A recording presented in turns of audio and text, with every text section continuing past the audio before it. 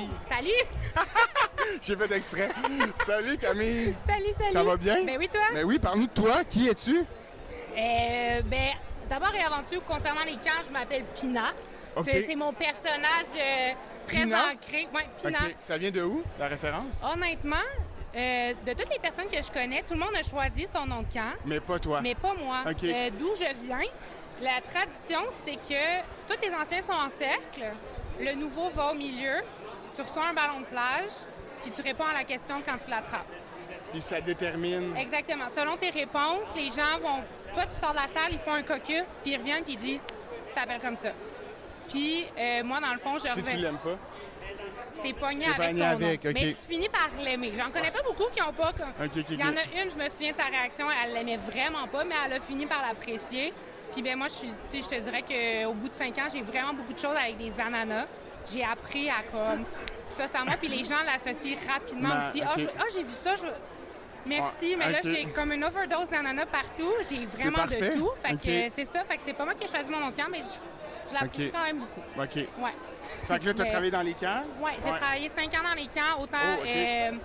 camp de jour qu'en vacances. J'ai fait animation accompagnatrice OK. d'enfants à besoins particuliers, puis j'ai fait aussi de la gestion. OK. Fait que j'ai vraiment touché à tout. Gestion, tu gérais une équipe de moniteurs, mettons? ou- Oui, j'ai géré beaucoup de ressources humaines, puis c'est ça. OK. Planification aussi, tu sais, de toutes les thématiques, les journées thématiques, les semaines, tu sais, les horaires et tout. Là, OK. ouais. Fait que là, tu as étudié en loisirs? Oui, je suis finissante, dans le fond, j'ai fini en mai. OK. Fait que c'est vraiment tout récent. Puis qu'est-ce qui t'a amené à la base à étudier là-dedans? Parce que je suis rentrée dans un camp. Ah, c'est vrai? Pour OK, vrai, OK, oui. OK. Je suis quand même rentrée tard. Tu sais, je pense que j'avais 20 ans. OK. Puis je suis tombée en amour. Puis j'ai fait, OK, mais ça existe. Tu sais, ce Cet métier-là, emploi-là, ouais, c'est ça. dans ce monde-là, je dis, c'est tellement génial. Fait que je me suis renseignée, j'ai regardé ça se donnait où. J'ai pris milieu ville, milieu campagne. Là. Tu sais, je voulais comme pas trop aller en grosse ville, mais pas non plus Rivière-du-Loup, c'était un peu loin pour moi. Fait que j'étais allée à Saint-Jérôme, j'ai fait mes 3 ans, j'ai trippé ma vie. Puis, parce que là, le loisir, c'est plus large que juste les camps. Mais Oui, as-tu oui. une facette qui t'intéresse? Parce que là, tu sais, concrètement, tu es au municipal, tu es à Ouais. Saint-Calix. Saint-Calix, ouais. Saint-Calix. Mais c'est ça, au niveau du loisir, c'est-tu plus grand que les camps? Là? Tu sais, qu'est-ce qui t'a amené- qu'est-ce Ouais. qui vient te chercher là-dedans? Là? Ben, je te dirais que municipal, mon intérêt, c'est vraiment récent parce que j'ai OK. fait mon stage final là. OK. Parce qu'avant, j'avais peur du municipal. Parce que... Je pense que de la façon, quand on est rentré à l'école, ma cohorte, je pense qu'on n'a juste pas été vendu au ouais. municipal. Fait que Des les trois- des faux préjugés, C'est mettons. ça, puis puis il n'y a ouais. pas grand monde du municipal qui venait nous voir, puis OK. c'était beaucoup scolaire. Fait que pendant 3 ans, j'ai été dans le scolaire, je me suis impliquée à fond, tu sais, j'ai trippé. Puis là, je me suis ouvert une porte avec le municipal, puis tu sais, je le regrette vraiment pas parce qu'au final, je travaille là-dedans, puis tu sais, j'aime mon équipe, puis Ouais. ma superviseure de stage qui est devenue ma collègue, une amie, tu sais, je trouve ça beau, le monde du loisir, puis tu sais, je changerais Ouais, pas. puis dans votre municipalité, j'imagine que tous les dossiers, les mandats s'entrecoupent, là, tu sais. Oui, bien, tu sais, vu qu'on est quand même une petite municipalité, on est 2 au loisir, fait qu'on gère vraiment tous les dossiers loisirs. Tu sais, il y a des plus grandes villes Ouais. que, tu sais, plus sport, c'est une personne. Mais, tu sais, nous, on touche vraiment à tout, fait que je trouve ça le fun aussi. Peut-être que plus tard, je vais m'en aller dans plus gros, puis tu sais, je vais cibler C'est une vraiment bonne quelque façon chose. de commencer aussi. Mais c'est ça, tu sais, là, Parce je que peux tu touches vraiment... plus à tout. Oui, Ouais, c'est ça. exactement. Je touche à tout, fait que je peux dire, ben, moi, j'aime plus ça. Puis déjà, on le voit, on sépare un peu les tâches. Tu sais, j'aime beaucoup tout Les ce qui affinités est de chacune, ouais. promotion, communication, c'est beaucoup moi parce que j'ai un intérêt pour ça. OK. Fait que, tu sais, je trouve ça le fun qu'on... Puis est-ce que vous, au niveau du dossier camp, est-ce que vous travaillez à deux? Tu sais, avez-vous un processus décisionnel ensemble ou c'est vraiment dans ta ouais, cour? ben, tu sais, il y a les plus gros dossiers, je te dirais qu'on le fait vraiment à 2. C'est sûr que là, cet été, j'ai planifié un autre camp que Saint-Calix parce que j'étais arrivée la 2e semaine de camp. OK. Fait que c'est pas moi qui ai fait la planification avec Saint-Calix, mais en arrivant, tu sais, vu qu'on n'avait pas d'intervenante, ben j'étais allée beaucoup de terrain cet été aider l'équipe. C'est sûr que j'étais là justement pour aider les animateurs s'il y avait besoin. Mais je sais que pour l'année prochaine, tu sais, on commence déjà à en parler, puis on va le gérer à 2. C'est sûr que pour terrain, je pense que ça va être plus ma collègue qui va y aller, ça va être plus Steph. Moi, je vais gérer plus tout ce qui est loisirs dans la ville pour l'été. Mais tu sais, je vais être là en backup si jamais... Puis l'accompagnement, Parce que, écoute, j'ai plein de questions. L'accompagnement, on peut juste faire un petit bout là-dessus. Là. Ben oui. L'accompagnement, vous autres, ça se passe comment? Parce que je t'explique là, ce que j'ai dans l'arrière de la tête. Moi, mon expérience que je connais, c'est surtout Ville-de-Québec, grosse municipalité. Beaucoup de demandes en accompagnement, mais qui vient avec un processus très structuré. On a des infos sur les enfants qui viennent des écoles, tout ça. Ouais. Fait que là, ma question, c'est juste de comparer avec un plus petit milieu, comment ça se passe. Ben, je te dirais que l'été qu'on vient de faire, on a quand même eu peur. OK. Parce que, ben là, on a fait un changement quand même assez radical. On est passé de papier à Internet. Fait que les gens, ça a quand même été un très gros changement. Puis, exactement. Mais, tu sais, c'est ça, il y avait la case accompagnement. Ouais. Sauf que les gens ne comprenaient pas bien ça. Fait qu'au final, on s'est rendu compte qu'on avait beaucoup de demandes d'accompagnement. On les a toutes appelés pour savoir vraiment si le besoin était là. Parce que souvent, on se faisait dire, mais je veux que mon enfant, tu sais, ait un animateur. Oui, ça, c'est sûr qu'il va avoir un animateur, mais accompagnement, il fallait comme plus l'expliquer. Ah, c'est intéressant, bon, OK. On a vu qu'il y avait une lacune de ce côté-là. La perception qu'elle allait être isolée automatiquement. C'est ça, exactement. Puis, dans le fond, c'est ça. On a pris le temps avec les parents qui le demandaient. On s'est rendu compte qu'il y en a beaucoup qui ne nécessitaient pas d'accompagnement. Puis, avec les écoles, on a pu avoir les dossiers pour vraiment comme cibler ceux qui en demandaient beaucoup. Mais c'est sûr que par manque de ressources, il y a des enfants qu'on a dû pas prendre. On pouvait pas prendre, en fait, parce qu'on n'avait pas les ressources. Puis des fois, c'était des cas trop lourds pour le personnel qu'on avait. Puis il n'y avait pas les formations. Fait qu'on s'est référé à Saint-Lin, qui est à côté, qui est plus grand que nous. Fait qu'on avait quand même des ressources là, mais on a vraiment fait de notre possible pour accueillir le plus de gens qu'on pouvait. Mais c'est ça, l'accompagnement, c'est quand même un dossier... Puis vous avez quand même la chance que toi, puis je sais pas ta collègue, là, mais vous avez un peu une base, si tu l'as fait comme accompagnatrice au SAID. Oui, c'est ça. C'est ça, justement, on essayait de comprendre aussi les besoins. Puis si on pouvait les jumeler, tu sais, des fois, c'est pas... oui, ça nécessite de l'accompagnement, mais pas nécessairement continu. Fait qu'on pouvait jumeler. Des fois, on avait du 1 pour 2, 1 pour 3, même parce que c'était juste... tu sais, des fois, c'était plus de l'anxiété, mais quand même assez grave. Fait qu'on pouvait dire, OK, ça, c'est ta personne ressource, tu es en accompagnement, oui, mais tu n'as pas besoin qu'elle soit là à te tenir la main. Fait qu'on est capable de... C'est intéressant, merci. Ben, de rien, ça fait plaisir. C'est pas plus compliqué que ça. C'est parfait. Good. Merci. Alors, on est de retour. C'est François qui parle et je suis accompagné de Charles Girard Boudreau du camp de jour Espace pour la vie. Oui. Des camps Espace pour la vie. Yes! Bien, dans le fond, j'en conviens de façon de ne parler un petit peu, mais qu'il y a plusieurs sites d'Espace pour la vie. Conte-nous un petit peu l'historique du camp, c'est quoi la gestion multisite, nous parler un petit peu de toi, ton parcours, puis ton camp. OK. Fait que, en gros, on a 2 sites. On a le site du Biodôme et du Jardin botanique. OK. Puis, mais bien sûr, c'est ça, les jeunes peuvent aller faire des activités à l'insectarium, au planétarium.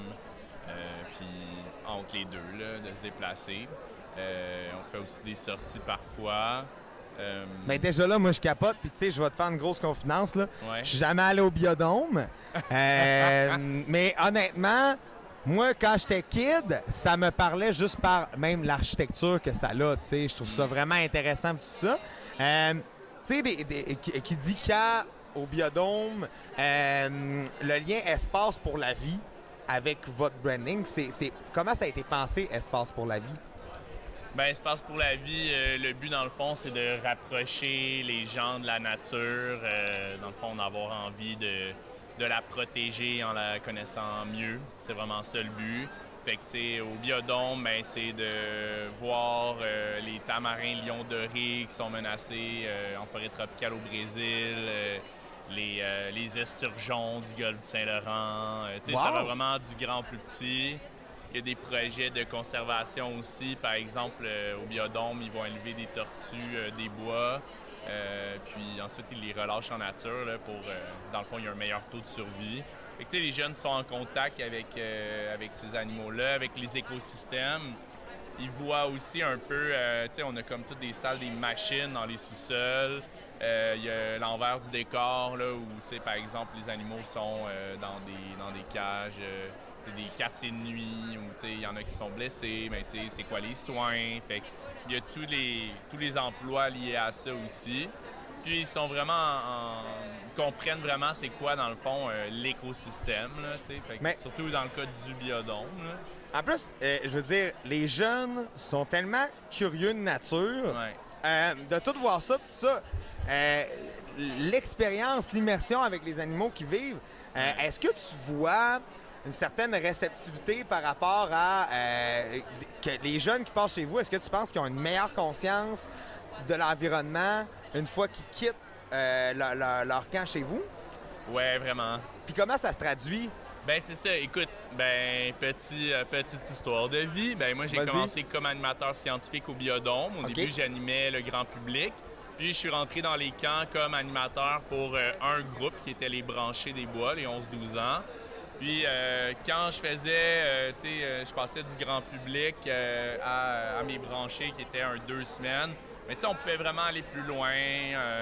Et on débattait sur certains sujets, le bien-être animal, notre impact en écotourisme, puis vraiment, ensuite aussi on allait en milieu naturel ou même au jardin botanique. Puis quand je retournais avec le grand public, des fois j'avais des questions plus basiques là, Clairement. Ouais, du public. Là. Mais bon, écoute, ça prend n'importe quelle personne dans le monde. Mais c'est sûr qu'après, nous, c'est de 7 ans à 12 ans, tant au jardin qu'au biodôme, ils en apprennent beaucoup là, durant 2 semaines ou 1 semaine, là, dépendamment du séjour. Puis ils reviennent là, année après année. Le grand frère est venu, la petite sœur vient après. Puis c'est ça, il y en a même. Ben moi, j'ai même été campeur, en fait, au biodôme. T'as été campeur au biodôme. Wow, mais tu sais, pour vrai, j'aime beaucoup ton histoire. Parce que, tu sais, puis ce que tu dis sur la différence entre les adultes et les enfants qui reçoivent une certaine information un petit peu plus poussée, tu sais, admettons, si je prends l'exemple d'une visite guidée historique, ben dans votre cas, c'est une visite guidée comme plus au niveau des climats, des écosystèmes et tout. Les jeunes, là, ils posent des questions vraiment plus intéressées des fois que des adultes, puis tu te dis comme, des fois, les adultes posent des questions genre juste pour comme la politesse, mais les jeunes, c'est sûr que les yeux s'illuminent quand tu vois certaines choses, premièrement, qu'ils ne comprennent pas, ou deuxièmement, quand ils savent quelque chose, qu'ils veulent t'expliquer, puis qu'ils ont la vraie réponse, là. Ouais.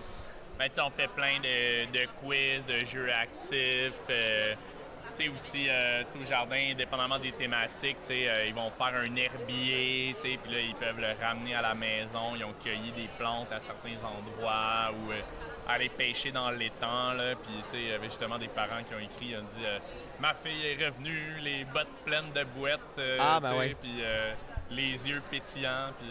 Mais oui, c'est pas juste d'en savoir, puis c'est ça qui est le fun, c'est qu'ils apprennent par l'expérience, sans que ça paraisse là, que c'est vraiment qu'on leur transmet de la matière, entre parenthèses. Écoute, moi, les connaissances que j'ai des animaux, de leur écosystème puis un peu de leur mode de vie, j'ai tout appris en camp ou presque ce que je sais sur les animaux, bien personnellement, à cause de centres d'interprétation de la nature. Puis ce qui est vraiment cool, c'est que, puis tu me diras si c'est ton cas, mais moi j'ai l'impression que plus que tu as de monde qui tripe science, qui peuvent mettre à profit leurs connaissances dans un camp scientifique ou même dans une activité scientifique que tu offres à ton camp, le répertoire après ça de connaissances écologiques puis sur les animaux est complètement folle, là. Exact, là. On a full thématique, là, puis il y a des jeunes, ils veulent vraiment toutes les faire, là. Ils veulent vraiment les checker, là, puis... Thématique, mettons, est-ce qu'on parle, semaine reptile, semaine insecte, semaine... Non, c'est vrai que des fois, on dit thème, thématique. Non, vas-y. Mais on a le camp, mettons, des insectes, le camp des oiseaux. Fait que, vraiment, c'est des apprentissages sur les oiseaux. On a même un camp maintenant, ça fait juste 2 ans, là, sur les phytotechnologies. Les phytotechnologies? Phytotechnologies. Est-ce que c'est les petits organismes de l'eau? Non. Non, OK, excuse. Phyto, c'est plantes. OK. Ouais. Mais fait que c'est les technologies qui utilisent les plantes, donc tout ce qui est le domaine végétal. Donc, tout ce qui est dépollution des sols, assainissement de l'air. Oh my God! Avec les marais, les murs végétaux. Puis aussi, on amène la démarche scientifique. Ça, c'est en partenariat avec l'Institut de recherche en biologie végétale. Fait que tu as vraiment des étudiants qui viennent, qui montrent c'est quoi leur recherche. Là, les jeunes, ils vont là. Puis, au début, j'étais comme, je sais pas s'ils vont triper. Puis là, finalement, des fois, je passe juste voir. Je suis comme, vous amusez bien. Non, on travaille, on fait une recherche scientifique. Wow. Mais je suis comme, oui, c'est vrai, ça. Désolé.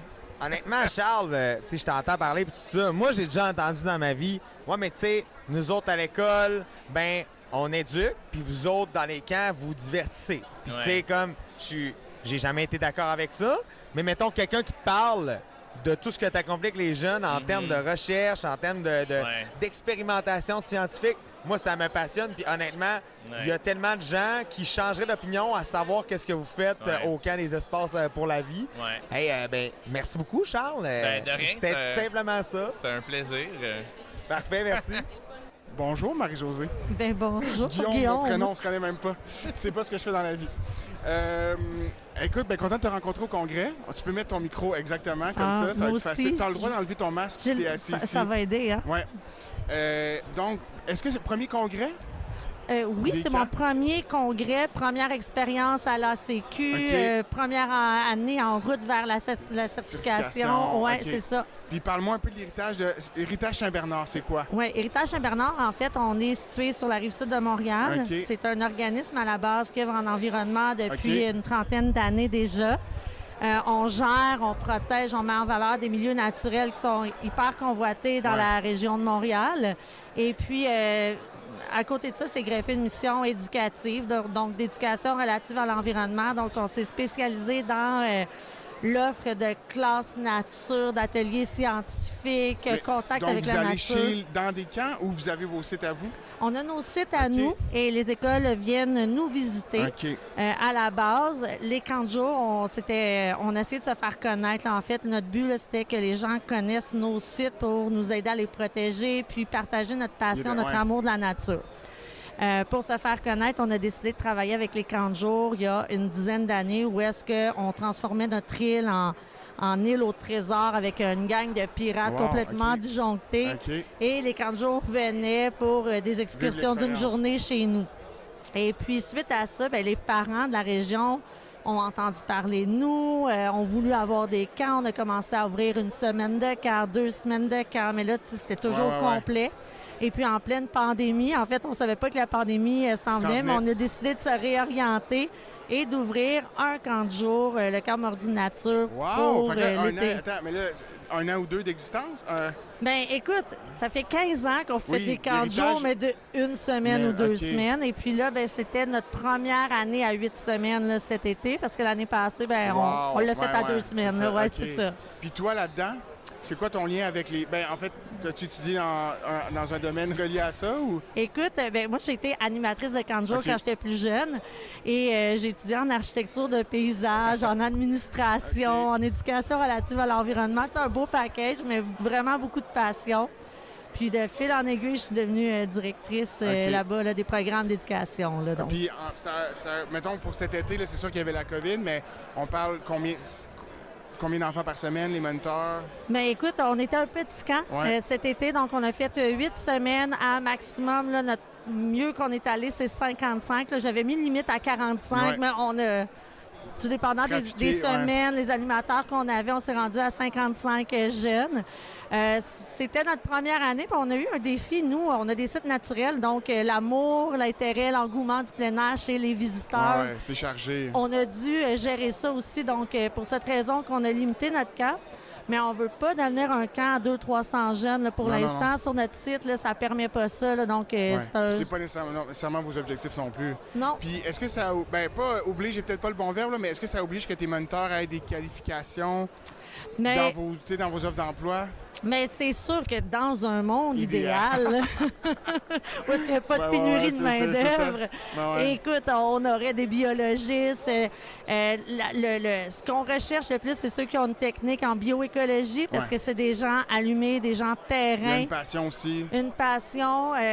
Biologistes, oui, mais tu sais, habituellement, ils ont plus un profil intellectuel plus fort que les gens de deck. Et puis, ça nous prend du monde de terrain là, qui sont capables de courir après nos bébites, de les protéger aussi, de transmettre cette passion-là aux jeunes. Donc, je te dirais que la moitié de notre équipe a ce profil-là. Les autres ont un grand amour, intérêt vers la nature. Puis, ben, il y a de la formation à travers tout ça. C'est ça. Nous, je demande vraiment le savoir-être. Puis après ça, tous les apprentissages, ben ça se transmet plus facilement. Là. Puis au niveau de cette spécialité-là, est-ce que c'est quelque chose qui, au niveau des enfants, c'est quelque chose qui est populaire en ce moment? C'est-tu dur à vendre? Parce que, exemple, moi, je suis un passionné de plein air, là, tu vas me convaincre, j'adore ton camp, je trippe. Mais c'est-tu difficile d'aller chercher des jeunes là-dedans ou pas nécessairement?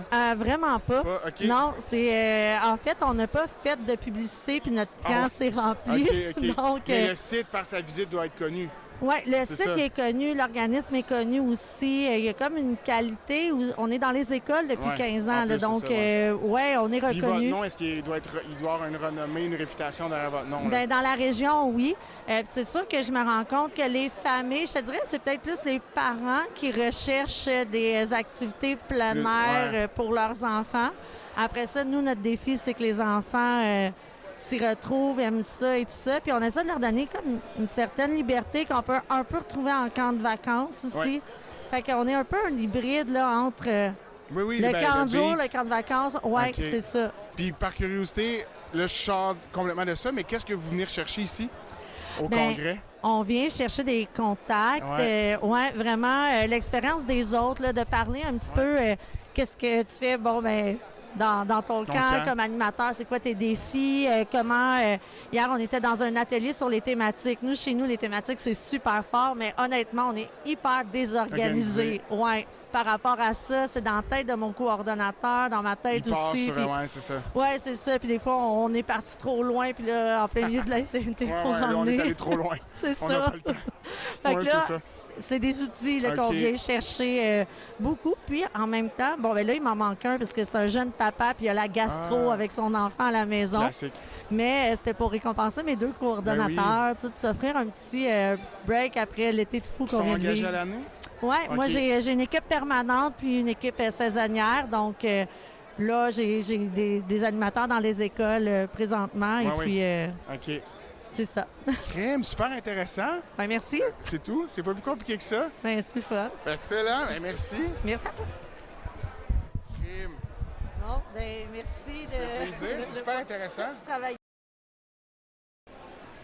Alors, on continue en beauté avec un invité qui est déjà venu au podcast Quand c'est l'été. On parle de Mathieu Noquet, mais maintenant, sous une autre bannière, du Centre Sablon. Exactement, donc je suis maintenant le coordonnateur à l'animation au Centre Sablon et ça fait juste un mois. J'ai commencé le 13 septembre, donc ça fait pile poil un mois que j'ai commencé là. En passant, je te l'ai écrit, puis j'ai liké ta publication, mais beau travail pour vrai. Je pense que tu mérites vraiment ça, Mathieu. Puis, merci. Tu sais, on est plusieurs quand même dans l'industrie, au niveau des gestionnaires, même qu'on rencontre, qui ont, sans dire changer son fusil d'épaule, je pense, aller chercher des défis ailleurs. Dans ton cas, qu'est-ce qui a mené à ta transition vers le Centre Sablon du côté professionnel? Mais c'est sûr que, comme on a un peu parlé un peu plus tôt, c'est sûr que la pandémie a fait pas mal réfléchir sur beaucoup de choses, de repenser un peu autant les projets personnels que professionnels.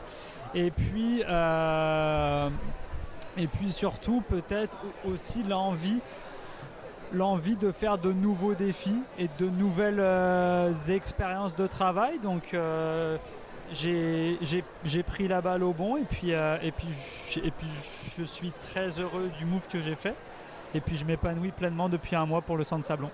Excellent. Puis, tu sais, moi, je jasais quand même avec, comme on s'est parlé, là, de Philippe, qui est maintenant à la ville de Vaudreuil-Dorion, qui était avant à Fatima.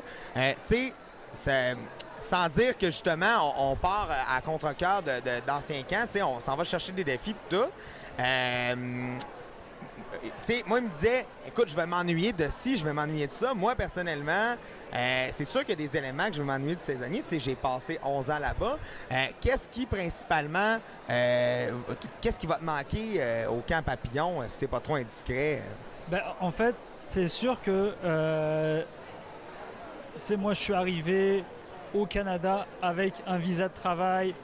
Il y a maintenant, ça fait 6 ans que je suis là. Et et la Fondation Papillon, ça a été ma première expérience de travail au Canada. Donc là, vraiment, c'est...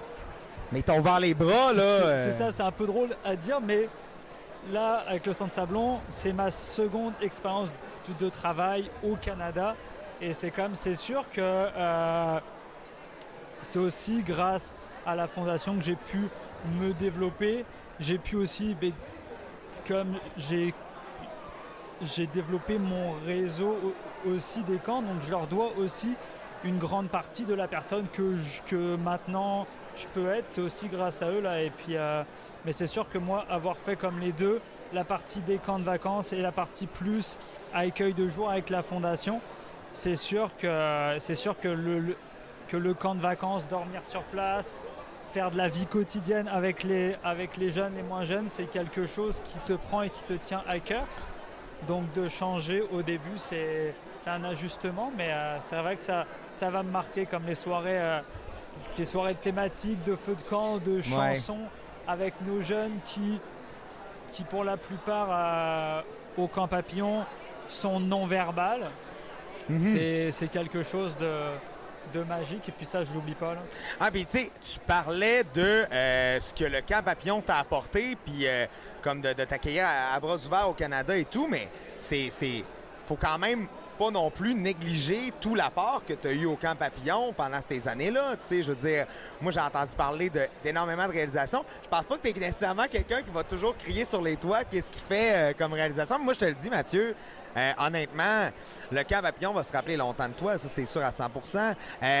Si je peux aller sur un autre élément que je trouve super intéressant, c'est qu'on s'entend que le Camp Papillon, c'est pas en dessous d'une station de métro, tu sais. Comment tu vis la transition nature-métropole? Bien, c'est sûr que de base, moi, j'ai vécu ces 2 années complètes sur le site du camp, donc de partir de France, d'arriver en pleine nature comme ça, en plein bois, je me suis bien acclimaté. Puis de la France, tu partais-tu d'un milieu métropolitain? Ben, j'ai vécu à Versailles pendant 1 an avant de venir, donc j'ai quitté la capitale française pour m'établir dans le bois québécois.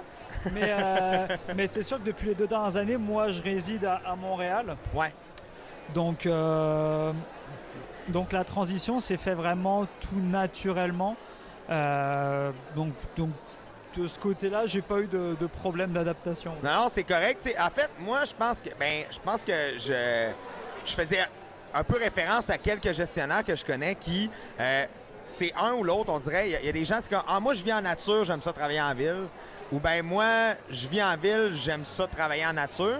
Mais de toute façon, je suis sûr que tu es un amateur de plein air et que tu es capable de retrouver la nature que tu as besoin quand tu en as besoin. Oui, surtout que la nature est pas très loin. Là, il faut juste le vouloir et puis s'organiser pour prendre le temps. Mais en même temps, c'est important de profiter aussi du plein air et puis de la nature qui nous entoure. Là.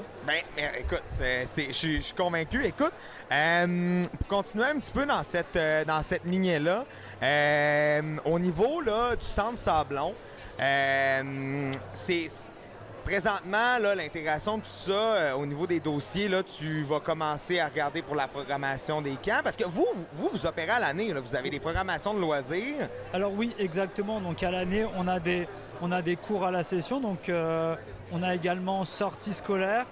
Et puis là, donc la semaine de relâche, le camp des fêtes. Et puis on va relancer également les fêtes d'enfants. OK. Qu'on avait stoppé. D'ailleurs, il n'y a pas beaucoup de camps qui font des fêtes d'enfants. Honnêtement, je l'ai réalisé en offrant le service à m'amener aux saisonniers. Là. Mais les fêtes d'enfants, ça pogne chez vous? Il y a eu quand même beaucoup. Là, moi, j'ai repris le dossier. OK. Donc c'est sûr que là, nous, ce qu'on veut, c'est vraiment recréer une nouvelle programmation pour les fêtes d'enfants et puis aller chercher ce qui fait vraiment, ce qui passionne les enfants pour être capable de dire « OK, nous, on vous propose ça, venez chez nous, vous allez avoir votre plus belle fête. Mais c'est intéressant. Là, on est en train de retravailler la programmation pour la ressortir. On croise les doigts, mais avant la fin de l'année. Là. Ben moi, je suis vraiment pas inquiet pour votre succès parce qu'on s'entend dans les camps en général. On a des gens qui sont super dynamiques, super colorés et comment je pourrais dire, au niveau des thématiques, moi, je sais que c'est quelque chose que tu aimes énormément. Écoute, au niveau là, du Centre Sablon, qu'est-ce qui vous attend là, justement à cet hiver au niveau de vos opérations? Ben, c'est sûr que moi, je vais parler pour ma partie. Ouais. Mais c'est sûr que ce qu'on veut, nous, c'est aussi en tout cas pour moi, c'est un retour à la normale, mais à la normale avec certaines mesures, bien sûr, mais qu'on soit capable de réaccueillir, de réouvrir pour les fêtes d'enfants, pour les sorties scolaires. On a recommencé là le 24 septembre, donc ça fait plaisir de revoir les jeunes parce que les jeunes ont besoin de sortir, ont besoin d'activités, ont besoin de socialiser. Donc juste de les avoir une journée, ça fait une différence incroyable pour eux. Puis pour nous, c'est très stimulant. Donc vraiment là, moi, j'ai envie d'être capable d'opérer comme on opérait avant, mais avec les mesures qui vont s'imposer, là, c'est sûr. C'est sûr que tu mets le doigt sur quelque chose, je pense, qui nous fait beaucoup poser de questions par rapport à notre métier présentement au niveau de la pandémie. Tu sais, on aime full ce qu'on fait, mais si on est pour pas le faire pour des jeunes en présentiel puis que ça soit comme ce qu'on a toujours connu, c'est sûr que ça peut être démotivant un petit peu, mais écoute, je te remercie beaucoup de garder la tête haute puis d'avoir ces objectifs-là. Puis je suis convaincu que le Centre Sablon est loin de regretter l'acquisition qu'ils ont fait en t'engageant. Merci beaucoup, Mathieu. Ben, merci beaucoup, François. Puis je vous souhaite une belle continuation. Le podcast, c'est une très bonne idée. Yes, merci. Merci, les gars.